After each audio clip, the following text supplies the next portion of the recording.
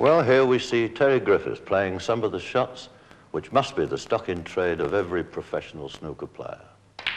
In order to get to this very high standard, of course, Terry has had to do a tremendous amount of practice in the department of the game that I like to call the ABC of the game. How to hold the cue correctly, how to stand correctly, deliver the shot nice and straight and perfectly in balance. Anyone, in fact, can do this, and that is the whole idea of this program, to help you to become just that couple of blacks better than you are at the moment in order to beat that pal of yours at the club.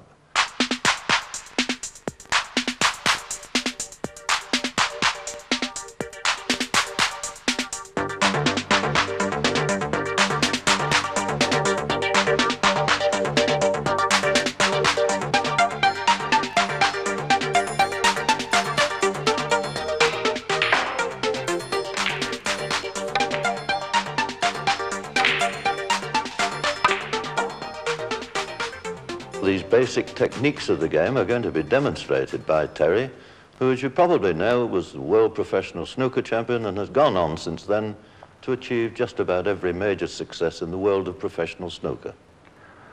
Well, I find, Terry, and I expect your experience will be very much the same, that whenever I'm in a club, I get asked by quite ordinary players how to play this or that extremely difficult shot. These seems to be the ones that they all want to try and ring off.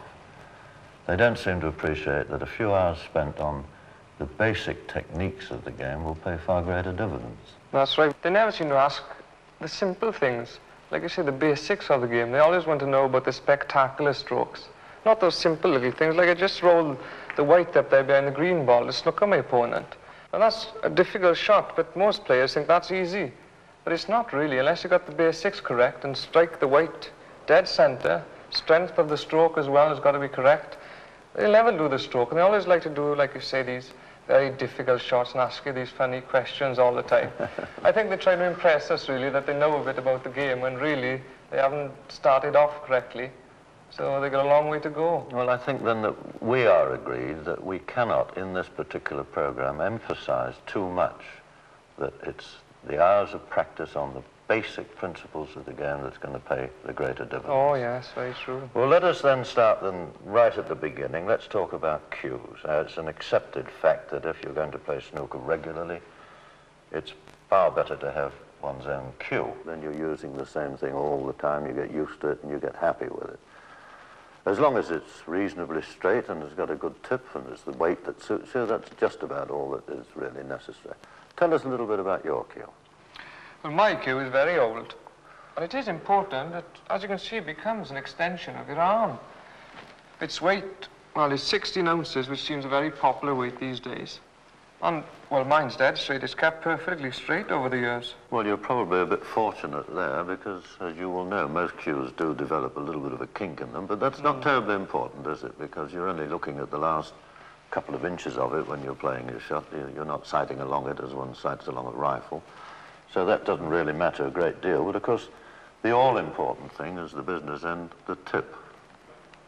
As you can see, my tip is domed in shape because it has to strike the cue ball, obviously, which is round, and it's got a brass ferrule there which supports the wood underneath the tip.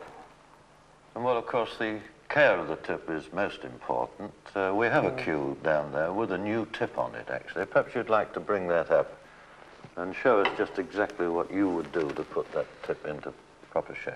Well, if you compare that to my tip, as you can see, it's flat on top and mine's a dome shape.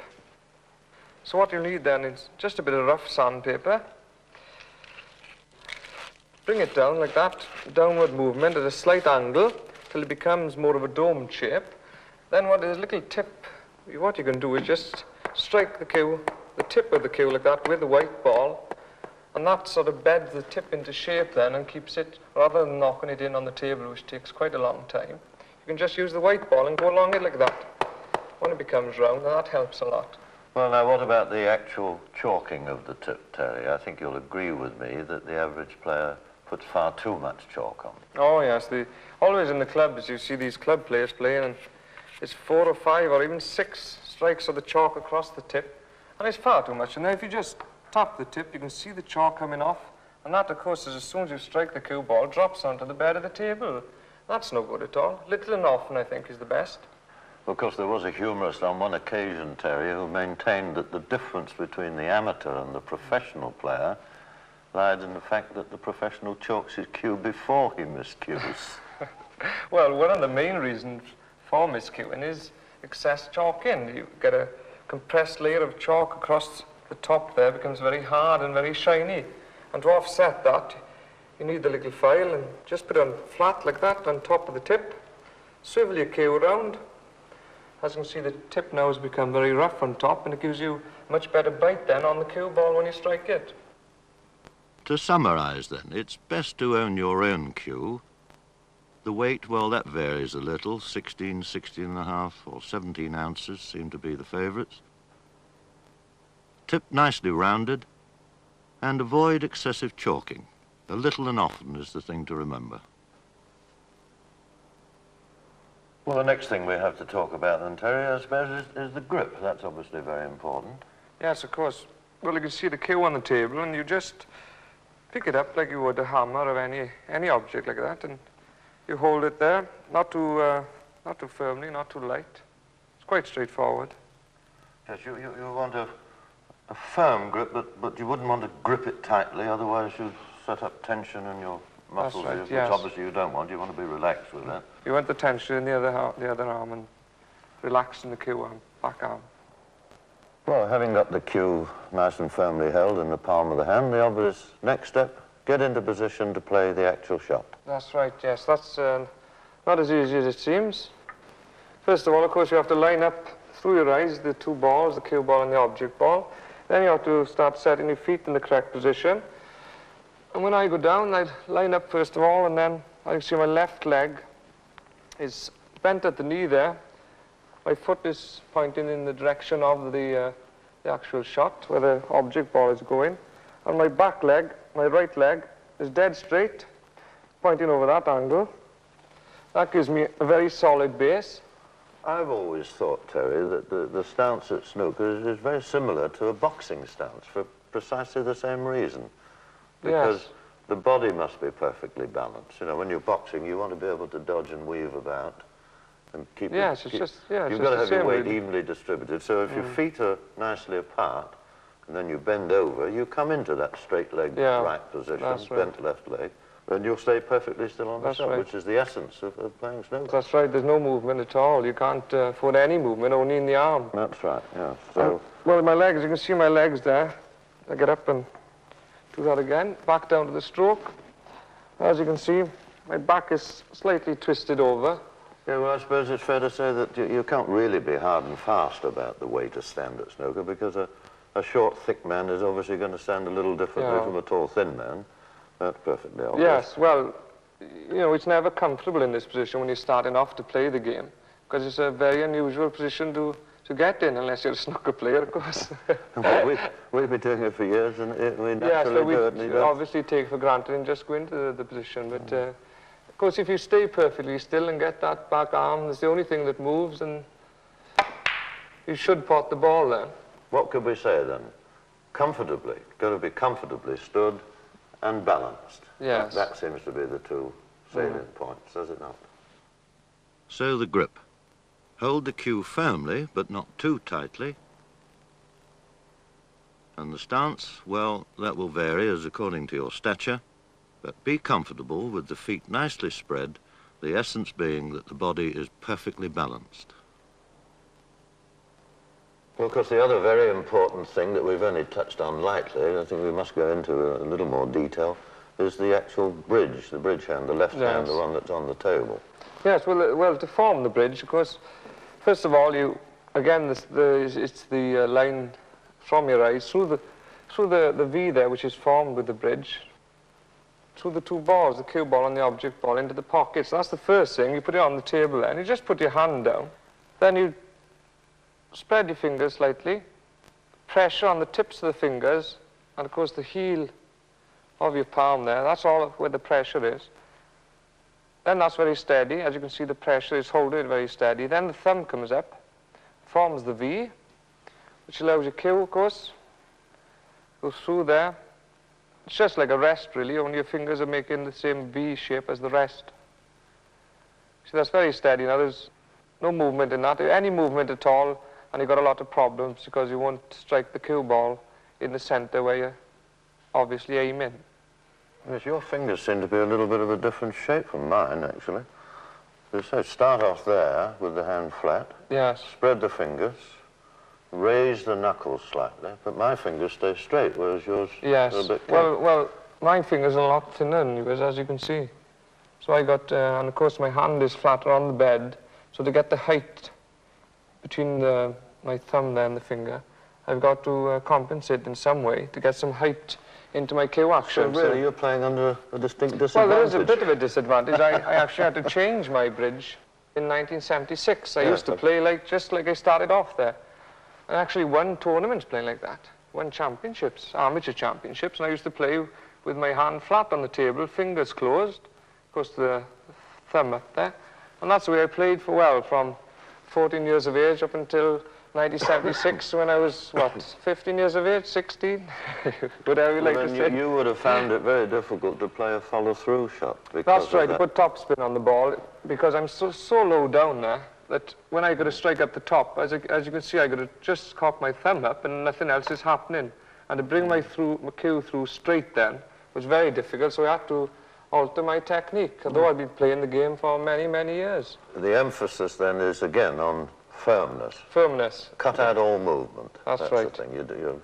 So in order to recap then, Terry, it's hand flat on the table to start with, spread the fingers a little, raise the knuckles, put the thumb onto the forefinger, heel of the hand nice and tight on the bed of the cloth, the whole essence of the thing being firmness, rigidity. We don't want any movement whatsoever in that left hand. Well, we've broken things down, Terry, into various component parts. We've seen the grip of the cue, the bridge, the stance. Now let's try and put it all together and show something of the actual cue action. Terry's nicely in position there now. The left arm stretched out as straight as one can possibly get it with comfort. Don't want any tension in that. The head beautifully straight over the top of the cue, and the right arm immediately above the cue as well, so that everything is dead in line with the cue. Then all that has to happen is movement from the elbow forwards and back. While this is going on, the sighting is taking place. When you're absolutely certain that you're aiming correctly, through with the shot. Well, here you see exactly the same picture of Terry, but this time from the rear view. And the point to notice is just a little movement of the forearm is going to take the cue forward and back in an absolutely straight line.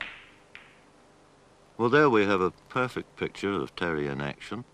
If one draws a line straight through the middle of the cue ball, through the center of the cue, through the center of the head, and continue it on through the right arm, everything perfectly in a straight line. Well, we tried to give you the basic principles of how to develop a nice straight cue action at this game. The next thing, of course, is plenty of practice to try and get that right arm traveling through nice and smoothly and straightly. And Terry's now going to give you one or two shots in order to get plenty of practice and to develop this cue action as straight as it's possible. Just a cue ball into the top corner pocket. Trying to remember everything that we've told you about keeping everything as still as possible on the shot, the cue going through as straight as possible. The only thing that moves is the lower arm below the elbow. Just waggle that to and fro and then straight through. No reason at all why the ball shouldn't disappear into the pocket. Gets progressively difficult, this, of course, as you go further across the table, because the angle into the pocket is a little more acute. But once you can knock 6 or 7 balls in, as Terry's doing here, you'll already be progressing pretty well. Yes, it's a very useful exercise, John. All the techniques that's needed in the game are put into use there, the line-up, the eyesight straight to the pocket, then the ball should win, of course. Well, having spent some time practicing that last exercise, and I must emphasize here again that it does take a great deal of time to develop a very good cue action at snooker, you may then try this one, a little bit more difficult. Terry this time is going to play the cue ball from the brown spot up over the blue, pink and black spots to the top cushion and try to bring the cue ball back down over the spots again, finishing up by going over the brown spot. Obviously this shot has to be played by hitting the cue ball directly in the middle, because of course any side that's put on the cue ball will make it come back from left to right. It has to be a very accurate shot. You have to go really through, straight, right up over the spots. Well, I think, John, the speed that I hit the white ball is a very, very gentle stroke. And when you're saying about striking the white ball on the side, if you try to strike the white ball very hard and play exactly the same shot, we'll just try it now and see what happens. Well, as you can see, I'm 2 or 3 inches off the line of the And you're not a bad player, are you? Well, what that really demonstrates is that the harder you try and strike the ball, you lose the accuracy of the tip striking dead center in the middle of the white where you're actually aiming. And when it hits the top cushion, I've hit the side of the cue ball. It's come off at, of course, the wrong angle. I'm nowhere near the spot. So I think the lesson there is don't hit the cue ball hard unless it's absolutely necessary. Yes, that's right. And of course the speeds, the strength of shot again is a very important part of the game. A nice little practice shot for that is just to strike the white once again up and down the spots and try and get your white ball as close as you can to what we call the balk line, which is across there. We'll just try that. That's a very difficult shot, that is. With a lot of practice you should get closer and closer. Now as soon as I've hit that, I know I've gone too slow, because I recognize the speed pretty early. But it's a very good practice stroke, because the strength that you hit the white ball, of course, is very relative when you come to the spins. Of course, it was rather difficult there for you because you were talking when you played the shot. Well, I do tend to talk a lot, yes. But that, of course, is the point. You see, there's so much concentration in this game. To really get things correctly, you've got to concentrate 100% on what you're doing. Yes. You can't really talk and play this game, can you, at the same time? Try that once again, just to see how close you can get to the balk line.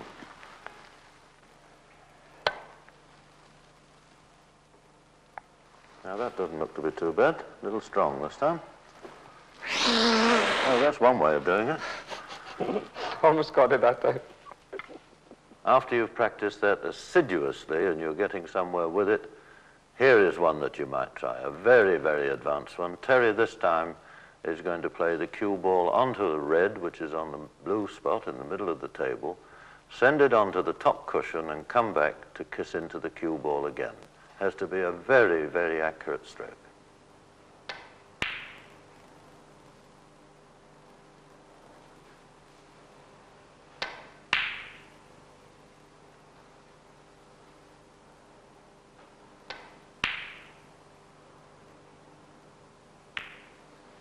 Well, I've hit that more or less perfect. As you can see, John, it's a very, very difficult stroke. The object, of course, is to stay dead in line, follow through with the cue. All the basics we have been talking about have got to be exactly right to get that stroke. It's a very difficult shot to play, but a good exercise. In fact, even a player of your caliber, to make any contact at all between the two balls is a very good shot. Oh, yeah, just a glancing blow on the way back is very difficult. But if you can get that stroke, then you're halfway along to be able to pot the two balls. You're cueing pretty well. Yes, that's right.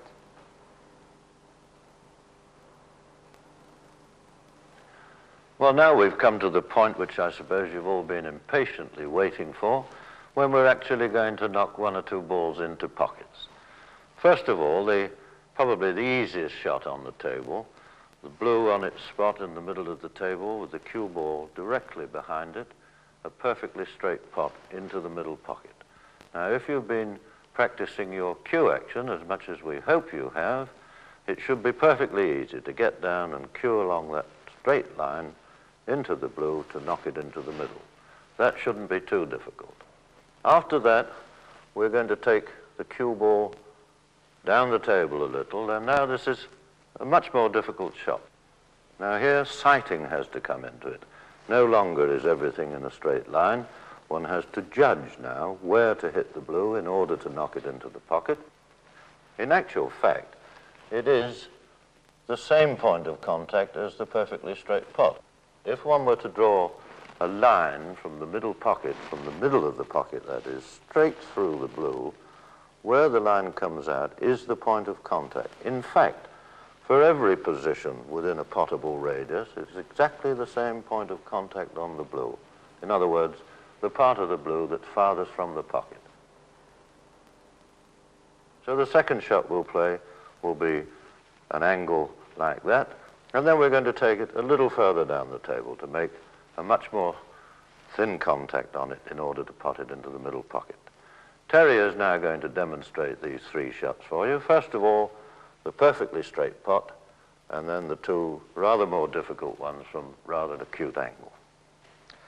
Right, there's three different strokes here demonstrated in the potting angles. The first one is the easiest of all to line up because it's a straight line between the cue ball, the object ball, and the pocket. So this is probably the easiest shot to line up on the table. Straight through with the cue, as long as you've got your basics correct, lined up correctly, then the ball should go in the pocket. Where it becomes a little more difficult, especially for the beginner, it's when the ball is not in a direct line to the pocket, and this time it's what we'll call a three-quarter ball contact. And that's when the cue ball, when you look through the line, the cue ball strikes the object ball, this time the brown, three-quarters way along the ball to make it go into the middle pocket.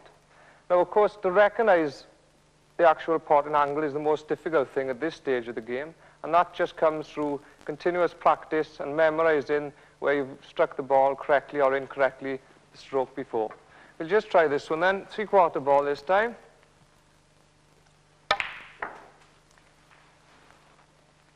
Nice and sweetly into the pocket. This time we're a bit more difficult again, and this time it's about halfway along the ball, what we would call a half ball pot. The white ball, taken through an imaginary line there, strikes the yellow ball halfway along, which will give it the necessary angle to go in the middle pocket.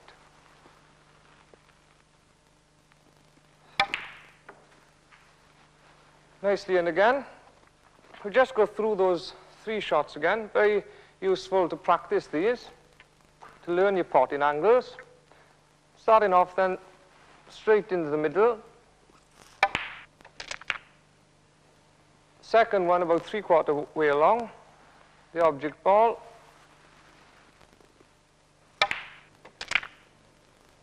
And the third and most difficult of the three strokes, because you haven't got so much of the object ball to aim for, about halfway along.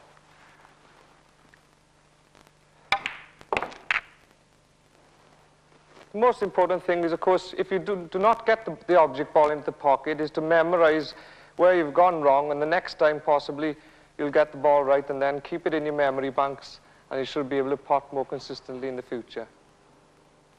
Let us make sure then that we understand completely what is meant by a half ball contact and a three-quarter ball contact. If the tip of the cue strikes the middle of the cue ball and is pointing straight at the edge of the object ball, obviously when the two balls come together, the cue ball will be covering half the object ball. And the three-quarter ball contact is, of course, when the cue ball appears to cover three-quarters of the object ball on contact.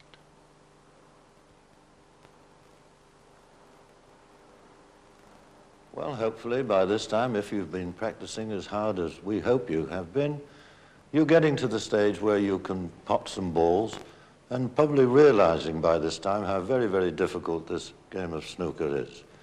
Please don't be disappointed if on the odd occasions things just don't go as they're intended, because this happens to every player, even the professionals. One has to just keep practicing, plugging away, and gradually things do start to improve, and it's a great joy when you can make a decent break at the game. In order to achieve this, of course, one has to learn something about cue ball control, positioning the cue ball in exactly the right position for the next shot. Obviously, the only way one can make a break is to string several pots together, and one has to learn how to put various things into the cue ball to alter its natural path: side, stun, screw, follow through, the right judgment of strength. All this can help you to achieve the desired position. We're now going to try and show you one or two basic shots which I think will help you to improve this side of your game. the cue ball, the only ball of the 22 balls in snooker that is engaged in every shot. So obviously a very important ball. All sorts of things can be achieved by striking it in various parts of it. Let us think of it as a clock. 12 o'clock, 3 o'clock, 9 o'clock, 6 o'clock. If we strike the cue ball at 12 o'clock, an excessive amount of topspin, which gets an exaggerated follow-through with the shot. Very important, but not too often, but sometimes it's very important to do this with the cue ball. 3 o'clock and 9 o'clock, right-hand side, left-hand side. Very important sometimes to alter the path of the cue ball after striking a cushion. And probably the most important, 6 o'clock, stun and screw. Probably 75% of shots at snooker, the cue ball is struck at the bottom, 6 o'clock. Stun and screw, most important. Let us try and give you one or two examples of what can be achieved by striking the ball at 6 o'clock. The first shot we're going to talk about is the stun shot. And the stun shot is when the cue ball strikes the object ball and the cue ball stops dead on impact. Now the technique required to play the stun shot, you go down, put the bridge on the table again, very solid, and to keep the cue as parallel as possible to the bed of the table, you slightly, you see my fingers going forward there, that drops the cue down, and we end up in that position. You're certainly not supposed to start from the center again and lift the back of your cue to get the tip going, digging down into the white. That's the thing you mustn't do. So as you can see, I'm just below the center there, just above 6 o'clock on the clock. This is the only stroke on the table when there's no follow-through at all required with your cue. As the tip strikes the cue ball, your cue stops dead, and that gives the effect then when the white ball strikes the red ball of the stun. So there it is. My bridge hand just dropped down slightly. The cue must stay as parallel as possible to the table. Just to demonstrate here how the cue stops dead after striking the cue ball. Well, the next stroke we're going to demonstrate is the stun run through. That's when the cue ball strikes the object ball, stops for a fraction of a second, and then runs on. The technique, again, very similar to the last few strokes. Middle of the white, starting off with the middle of the white, just below center, drop in again, the bridge hand dropping down.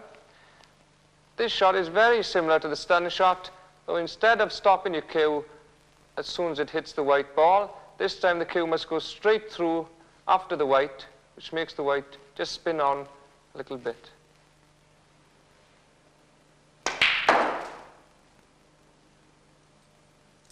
Once again, reverting back to the clock, just above 6 o'clock.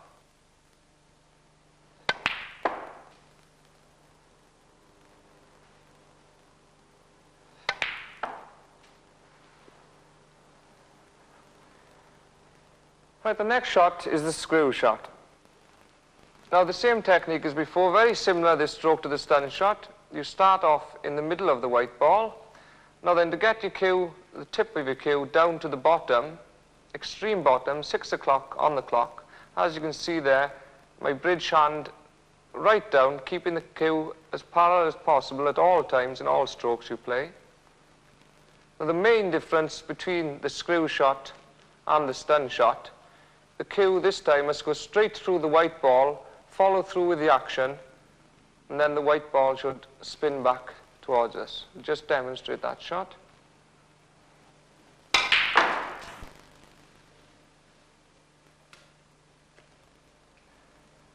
Once again, you've got to drop right down with the tip to the bottom of the ball.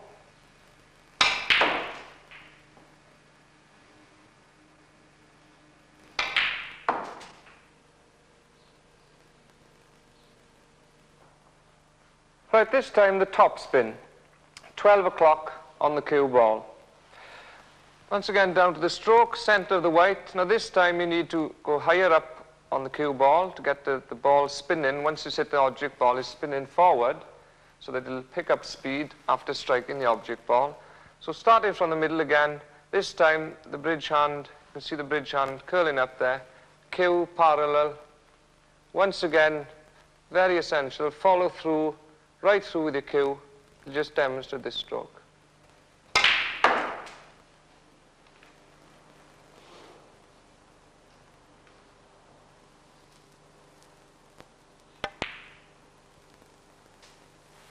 There you are, nicely in position again. Well, just to recap on the position of the tip of the cue on the cue ball for those 3 shots. First of all, of course, was the stun shot, and that is just below center. From the center there, drop down, just below center. Second shot, the screw back, this time 6 o'clock on your clock. Right down the bottom of the cue ball. Don't forget the follow through of the cue. Third stroke is the top spin. This time from the center of the white. Raise your bridge hand up, keeping the cue parallel as possible again. And once again, after striking the cue ball, straight through with the cue, follow through all the way. Well, the last 2 spins that we impart onto the cue ball then, on the clock, of course, 3 o'clock and 9 o'clock. Well, as we've got the white ball lined up along the balk line here, you're going to strike the ball. If you hit center of the white ball, it'll go along the balk line, come back in a straight line. If you're going to use the spins that we're talking about, side spin, 3 o'clock, right-hand side of the white ball, the cue ball should go along the balk line and come off on the right-hand side.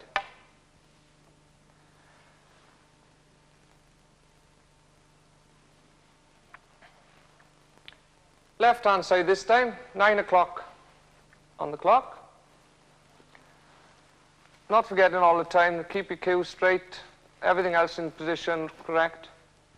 Left-hand side, 9 o'clock, along the balk line, comes off to the left-hand side. 3 o'clock this time then. Extreme left of the ball, center of the white ball on the extreme left, along the balk line again. This time the white, of course, coming off in the opposite angle. Here then are some practice shots for the stun, screw and topspin or follow-through shots. Firstly, the stun. Now the screw, bringing the cue ball back. And lastly, with topspin, the follow-through. Once again, the same 3 shots, but this time a little more difficult because of their greater range. The stun. And this time the screw shot, bringing the cue ball back. Don't worry if you don't get it into the pocket, as Terry does. And lastly, with excessive topspin, the run through. Let us now have a look at Terry playing 1 or 2 of these shots, certain positions where little stun, little screw, little follow through can bring the cue ball into the desired position. Well, here's one particular shot where we can use the various degrees of spin on the cue ball to get position for the next shot, and this time, of course, the coloured balls. And this time we're going to, first of all, play the stun shot, which we've spoken about earlier on. Stopping the white ball dead when it hits the object ball, the red ball, and that will give us, of course, position for the pink ball into the corner pocket. We can also play from, again, this straight shot, screw back, right down the bottom of the white ball, pot in the red again into the corner pocket, and this time bringing the ball, the white ball, right back up here. This time we'll have the blue ball into the center pocket. The other option is the stun run-through shot, which again we've spoken about earlier on. This time the white ball, the red ball into the pocket, and the white ball this time following through to pot the black ball into the corner pocket over there. We'll just demonstrate those few shots. First of all, the stun shot. Stop the white still to pot the pink over into the right-hand corner pocket.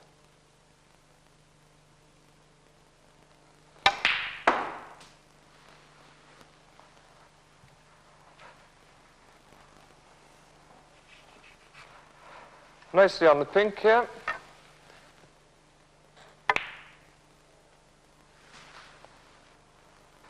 This time then the screw shot. Pull in the cue ball back for position on the blue ball into the center pocket.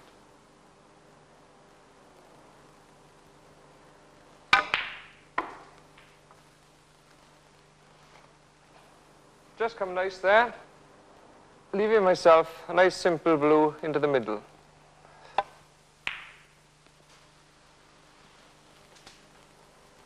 This time the stun run through shot, striking the white ball onto the red ball, taking the white ball through about 18 inches for position to pot the black ball into the corner pocket.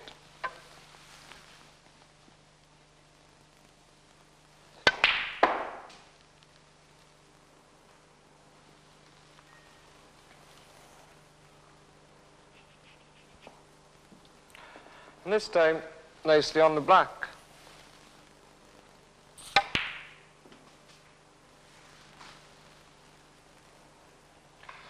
Well, this time another stun shot. Leave my white there, ready to pot the black into the opposite corner pocket.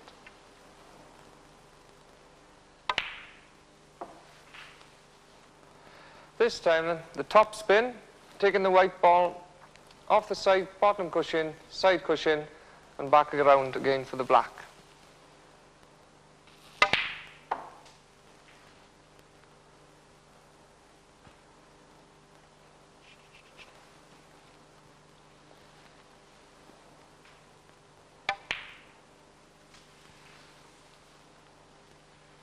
Well, from this position, it will be very difficult to get onto the pink or the black ball after potting the red. So the screw back shot here, right on the bottom of the white ball, bringing it back down here to pot the blue into the center pocket.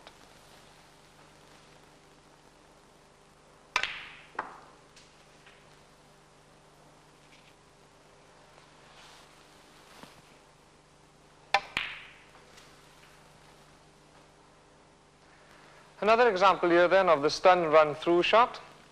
Potting the object ball into the corner pocket, the cue ball off the top cushion there, and back out for position on the black into the same pocket.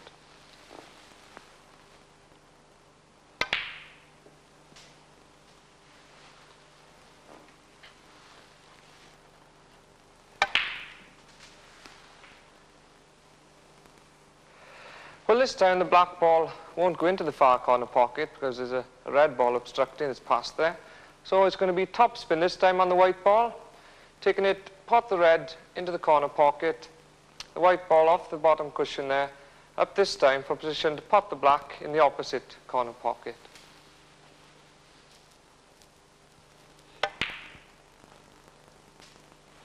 They are nicely in position again. Well, this time, you can try and pot the red ball into the corner pocket. It would be straightforward enough just to play a stun shot to stop the white there and pot the black ball into the corner pocket. But of course, there's a red ball in the way of the black. So what we're going to play now is the screw back shot, right down the bottom of the white ball, pot the red into the corner pocket, and bring the white ball back for position on the black into the same pocket. Right on the bottom again, 6 o'clock. Brings the white ball back nicely on the black.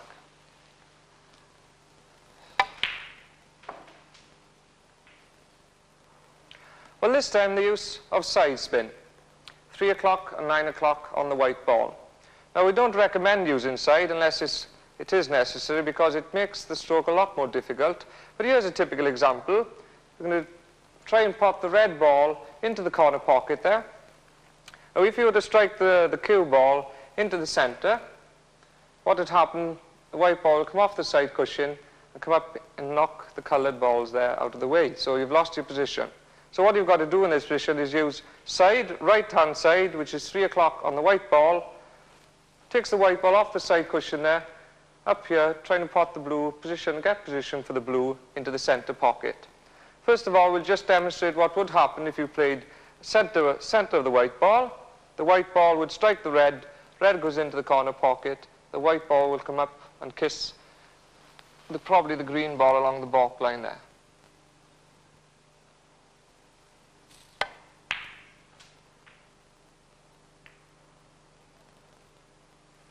Well, we demonstrated what happens there if you strike the white ball in the centre. It comes off and kisses the green ball. And of course, there's a red ball there that stops me putting stun or screw on the white ball to widen the angle. Of course, we are trying to get position for the blue into the centre pocket. So we've got to use side for this stroke. This time it's right-hand side, 3 o'clock on the clock. Taking the white ball then off the side cushion and up right-hand side takes it out of a very wide arc to get position for the blue into the centre.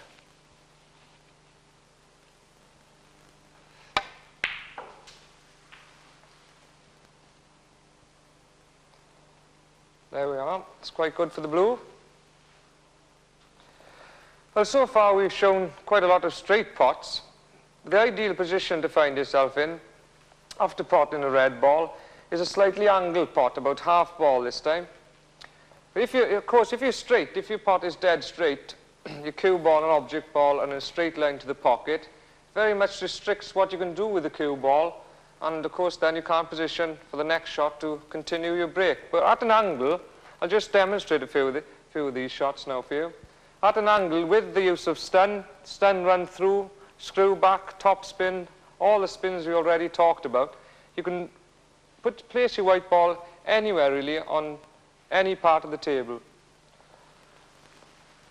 Just to demonstrate that, this time you're going to play stun, quite a lot of power into this stroke, just below centre, dead centre of the white strike in, up the centre line.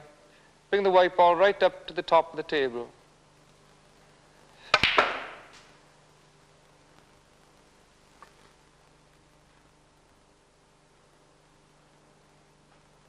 The cue ball can, of course, follow many different paths after a pot, and knowing the basic ones can put you on target for the next ball.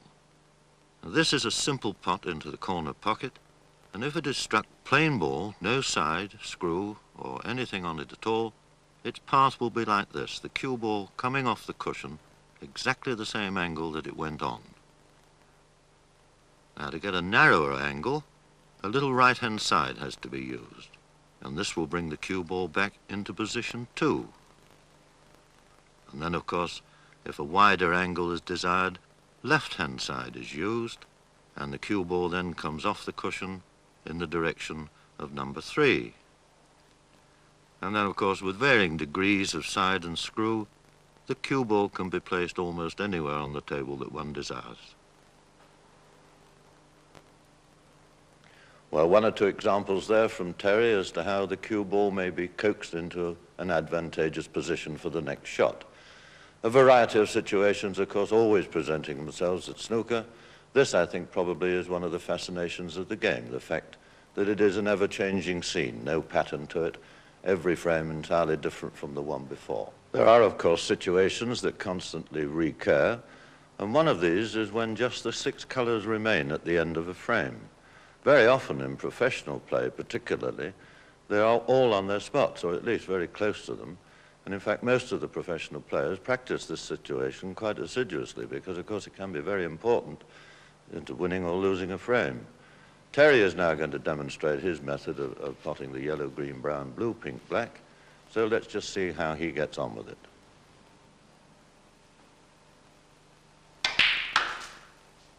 Well, a nice little stun shot there, sending the cue ball onto the side cushion, perfectly on the green. Now we'll want to screw back just 2 or 3 inches to get onto the brown.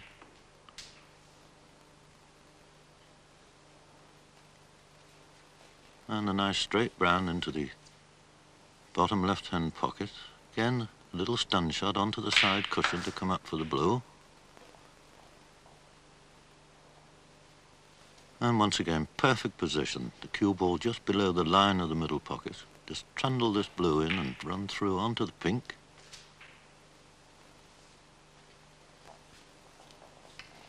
And once again, absolutely perfect position. A little stun shot again to get the cue ball onto the black.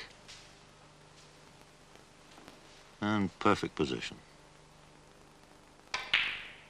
Looks so easy, doesn't it?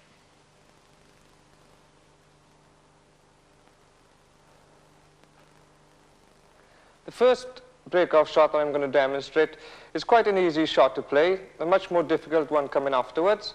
And this time you're going to strike the cue ball dead centre, no side, no spins at all.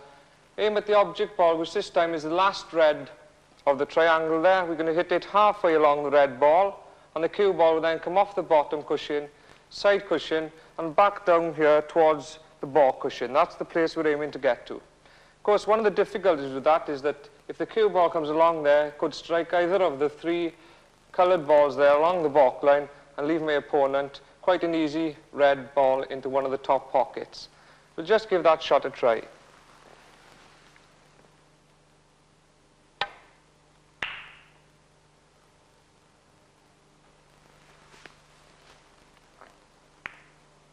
Well, I've struck the green ball there, and of course it's left my opponent now a possible pot with the object ball, the red there, into the corner pocket. So that, of course, is not a very effective break-off, but a lot easier than the second one that I'm now going to show you.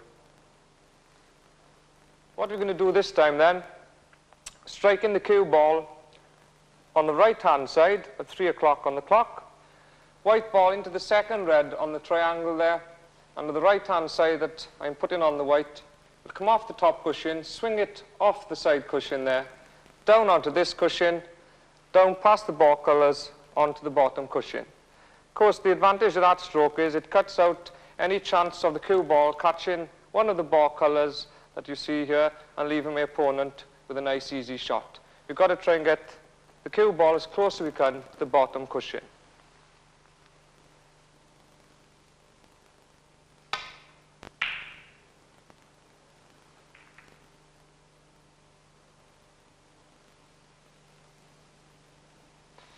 Well, as you can see, the cue ball has landed very close to the ball cushion this time. And while I have left my opponent a long shot of red into the corner pocket, it's very difficult because the white ball is so close here to the ball cushion. And of course, we didn't come anywhere near those ball colours, and that's the reason why the white has landed up so close to the cushion. Well, most of the shots that we've played so far have been from pretty easy positions. We've been able to get the bridge hand nicely on the table and no great problem in playing the shots. But we must remember there's some very awkward situations that can arise while you're playing snooker. For instance, the cue ball can be tight underneath the cushion so that only the top of it can be struck with the tip of the cue. Very difficult situation. No player likes to be in that situation at all. Cueing over the top of a ball is also extremely difficult. Then there's using the rest and the spider and the stuff that most people call the long stuff, the long cue and rest. All these things present their own difficulties, so we thought we'd spend a few minutes showing you the best way to tackle this sort of situation. Well, we start off with one of the most difficult of all the strokes to play in the game. It's when the cue ball is tucked right under the bottom cushion here, which gives you very little to aim at. Only about a quarter of the white ball showing. Another difficulty with this, of course, is so close to the cushion that when you go down to play the stroke, your bridge hand is very close to the cue ball, restricts your cue coming back and forth. Also, of course, all your weight is on the front arm here, not so stable as you would normally be if you could get your bridge hand onto the bed of the table. My back hand comes back down the length of the cue. It's about a foot now from the end, because we're out of balance. My weight is now more onto my front hand, on the palm of my hand here, on the side cushion. Nothing adventurous in this shot. If you can hit the object ball, then you've done a very good stroke. If you pot it, it's a miracle. Well, this time, we can't reach the cue ball. It's right at the top of the table there, so we need the rest. Of course, you cannot jump onto the table because once your 2 feet leave the floor, then that's a foul shot. So what you do, you put the rest in line with the cue ball and the black ball there. There's 2 ways of using the rest. The higher way there, or the lower way, which I prefer myself. So you've lined the shot up straight through your eyes again, same line up as you would on a normal shot. Put the rest over there, keeping the rest very steady once again on the bed of the table, because the rest actually is just an extension of your left arm and the V is formed up the top there. Now, as you can see, my cue, the grip on the back of my cue here is quite different from what it would be for a normal stroke. I got my 2 fingers over the top there, thumb underneath, very light grip this time. Well, as you can see, my right arm this time is off the table about 4 or 5 inches. It's not quite so steady as it would be when I'm playing a normal stroke. As you can see, it's a sideward movement. What you must try and do is keep the arm there from the elbow down to the wrist as parallel as possible, once again, with the bed of the table. So once again, nothing adventurous with this shot. All these shots are the same, very difficult shots to play. Bring the cue through nice and straight through the line of your eyes and drop the black, hopefully, into the bottom pocket.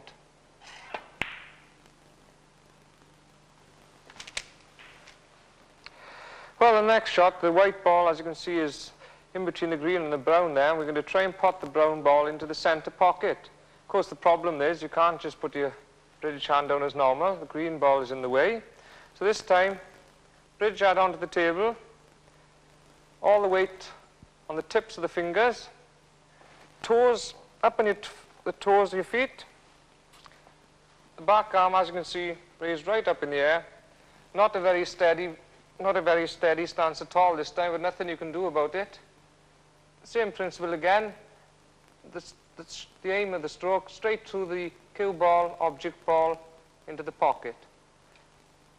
Never hit the ball hard in this position because you're not very steady. Your stance is not very steady at all.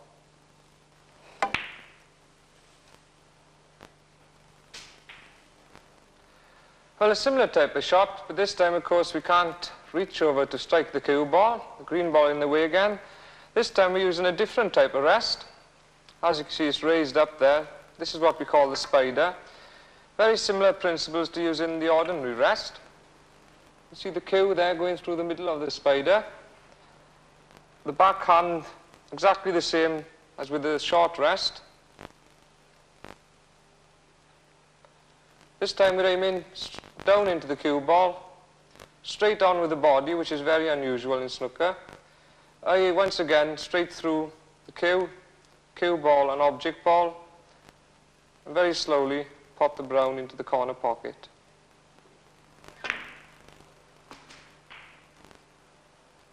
Well, we've tried to cover as much ground as possible in this program, and in fact, we've given you plenty really to work on to improve your game. We've covered the ABC of the game, the grip of the cue, the stance, the cue action, the very department that can help you to really improve your game and make you that couple of blacks better, the desire of every snooker player. Obviously, we couldn't cover every aspect of the game in just one video, but we hope we've given you plenty to work on. Well, Terry, is there any final point that you think should be made? Yes, John, when you're practicing these shots and the techniques that we have spoken about, it's very easy to lose sight of the fact that snooker is a game. It's not a series of isolated parts. If it was, there wouldn't be so much enjoyment in it. But I think that any player that wants to improve his game must pay a lot of attention to the basics, and then he will improve his game, and of course, enjoy a lot more.